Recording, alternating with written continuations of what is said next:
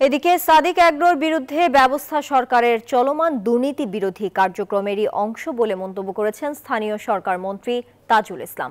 বৃহস্পতিবার সকালে সচিবালয়ে কথা বলেন তিনি। সাদিক অ্যাগ্রো নিয়ে আরও বলেন, এটা সিটি কর্পোরেশন বা স্থানীয় সরকারের ব্যর্থতা কিনা এটা বলা যাবে না। দুর্নীতি নিয়ে তিনি বলেন, সরকারের উন্নয়ন বাধাগ্রস্ত হয়, দেশে এমন কোনো দুর্নীতি বরদাস্ত করা হবে না। তবে আগের চেয়ে দুর্নীতি অনেক কমেছে জানান তিনি।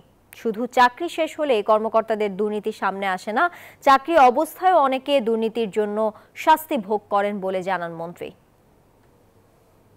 সব কাজগুলো তো একদিনে করা সম্ভব না, আর আগে করাও সম্ভব না। যখন যেটা নজরে আসে তখন সেটা করা হয়।